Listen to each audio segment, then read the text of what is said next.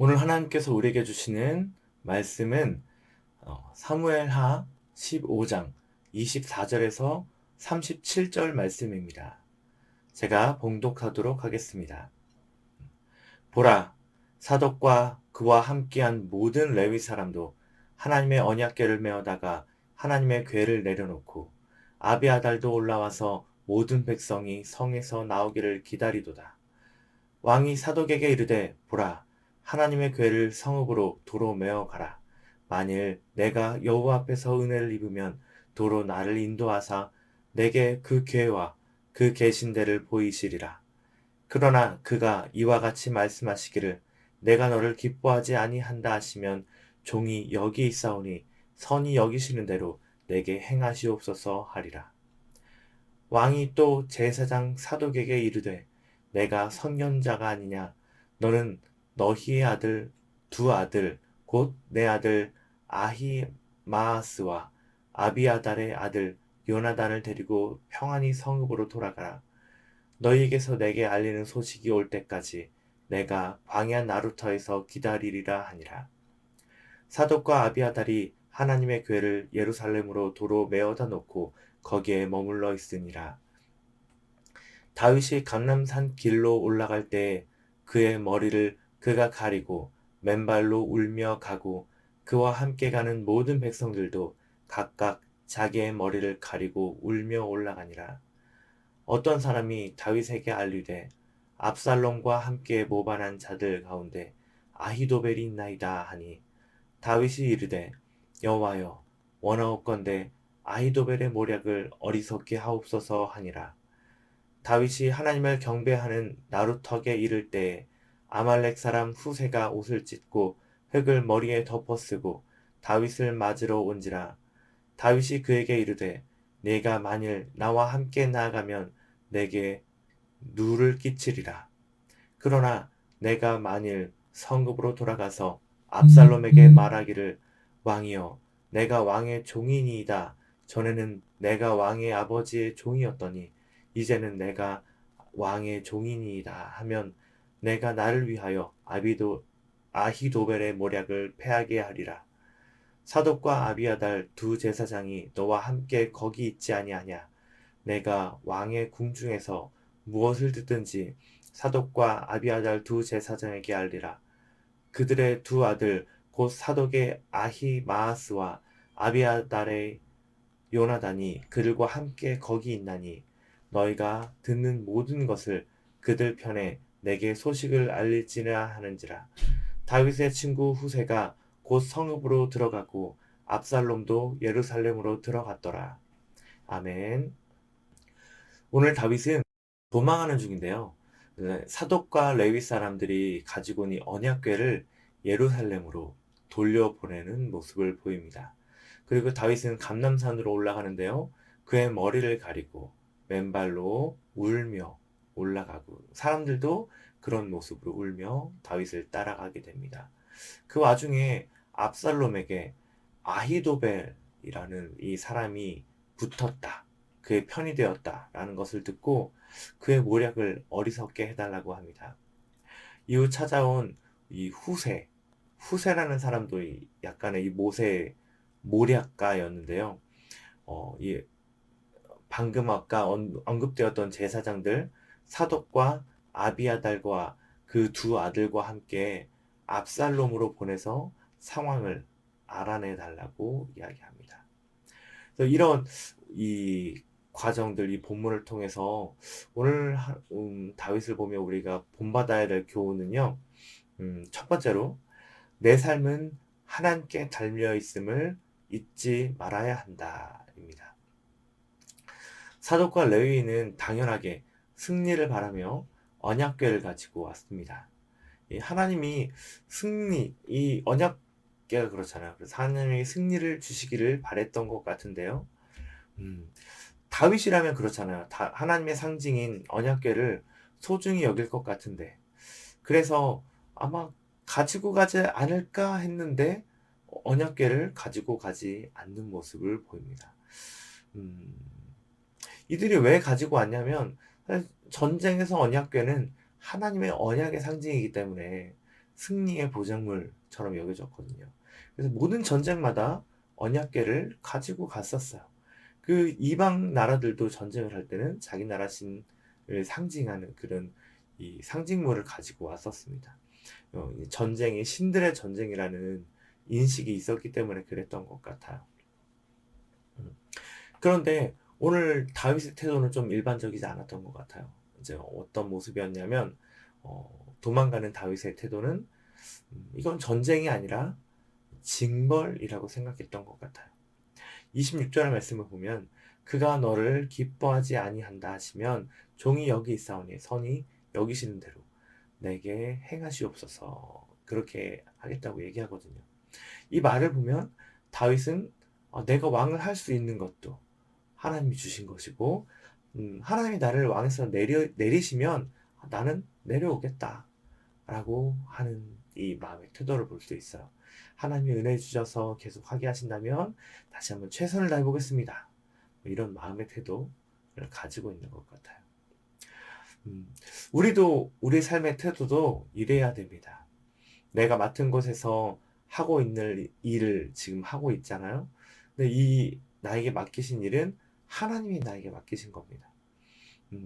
하나님 나를 이 자리에 있게 하는 동안에는 주님께 충성하듯이 정말 지극히 작은 일에도 충성하며 하나님 앞에 부끄러움 없는 그런 모습으로 내가 하고 있는 일을 섬겨야 합니다. 다윗도 이 새로 세워진 나라를 안정화시키기 위해서 법제화도 잘 시키고 전쟁을 승리로 이끌며 나라를 주변의 위협에서 안정화시켰거든요. 왜냐하면 나라가 생긴 지 얼마 안 되었기 때문에 이스라엘을 인정하지 않는 주변 국가들이 많았어요.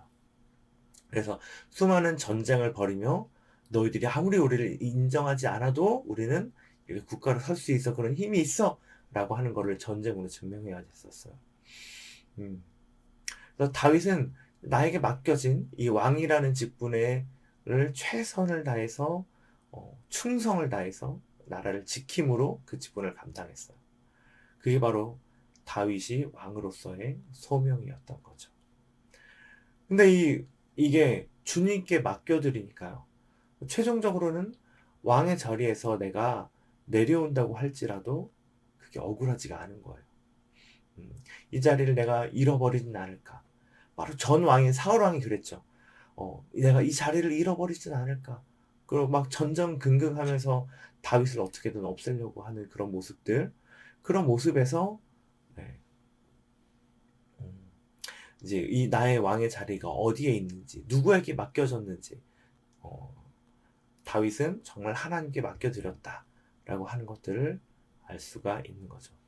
다윗의 두려움은 죽음에 대한 두려움이지 사실 왕을 못할까에 대한 두려움이 아니었어요. 어제 큐티에서 두려워하여 도망하기를 얘기하는 이 부분에 있어서 두려워한다는 이 말도 그랬던 것 같아요. 자, 그러면 우리는 어떻습니까? 우리는 자리를 잃을까 두려워하는 사람입니까? 아니면 하나님을 두려워하는 사람입니까? 하나님이 내게 은혜 주시면, 은혜 주셨다면 지극히 작은 일까지 충성하면 되고, 하나님 나를 쉬라 하시면 그때 쉬면 되는 것입니다. 우리의 삶의 목적은 이 세상 고락간에 있지 않기 때문에, 이 세상에서 성공하는 무언가에 있지 않기 때문에 그렇습니다. 오늘 다윗의 모습처럼 내가 움켜쥐고 있는 것을 놓지 않으려고 불안에 떨지 않고 하나님께 맡겨드려 마음의 평안을 얻으시기를 기원합니다. 막간으로 감람산으로 올라가는 다윗이 막 머리를 가리고 울면서 맨발로 올라갔잖아요. 이제 이 모습은 다윗이 잘못했기 때문에 벌을 받고 있는 상황이라는 것들을 인지하고 있다라는 그런 모습으로 볼 수가 있어요. 그래서 여러분 잘못해놓고 뻔뻔하게 내려놓으라면 내려놔야지, 이런 태도는 아닙니다. 이런 태도가 아니라 나는 정말 최선을 다하고 있지만 좋지 않게 돌아가는 그런 상황에서도 하나님 만약에 맡기시면 내가 계속적으로 충성을 다하겠으니 내가 할 수 있는 일들을 하자라는 내 마음의 태도를 얘기하는 거예요. 자, 두 번째는 급하고 중요한 순간에 하나님을 찾는 사람이 되자라고 하는 것입니다. 다윗은요, 왕이 된 이후에 지금 가장 급박한 순간을 맞이하고 있어요. 압살롬은 정말 준비를 잘했습니다. 오래도록 준비를 잘했고, 반란은 뭐가 생명이에요? 속도가 생명입니다. 그래서 거의 하루 만에 결판이 나거든요. 보통 쿠데타나 이 반란을 보면. 그래서 다윗이 소식을 듣자마자 도망가기로 결심한 것도요, 이 반란의 성질을 잘 알고 있는 것이었어요. 그만큼 다윗은 준비가 되지 않았고, 압살롬은 다윗을 상대하기에 충분할 만큼의 병력을 보유하고 있었던 거죠. 그래서 진격해오고 있는 것입니다. 더군다나 아히도벨이라는 머리가 좋은 군략가가 압살롬의 편이라는 이야기를 들었어요. 삼국지라는 소설 혹시 다 들어보신 적은 있죠? 그래서 되게 유명한 게 유비, 관우, 장비. 유비가 관우, 장비, 조은이라는 이 걸출한 이 장수들을 데리고도 초반에 계속 전쟁에서 패배하고 그런 모습을 보였던 것은요. 다른 게 아니라 군사의 부재였습니다. 이 군사는요, 오늘날의 참모총장과 같은 이 역할인데요. 작전을 짜고 전술을 짜는 그런 사람을 말합니다. 군대를 어디에 잘 배치해서 어떻게 공격하면 적의 약한 곳을 쳐서 이렇게 승리를 거둘지 이런 것들을 다 계획하는 사람이었어요. 그게 바로 군사입니다. 아히도벨도 이런 군사였어요. 그래서 이 소식을 들었던 다윗의 진영은 침울해질 만한 그런 소식이었죠. 근데 이 다윗의 반응은 어땠습니까? 우리라면 어땠을까요? 저라면 어땠을까요? 저는요, 그럼 우리는 누가 있지? 우리 편에 이 아이도벨과 같은 그런 군략가는 누가 있지? 라고 했을 것 같아요. 보통 그렇지 않습니까? 맞서 싸워야 되니까. 근데 다윗은 그러지 않았죠. 저의 반응은요, 사람을 의지하는 거였어요.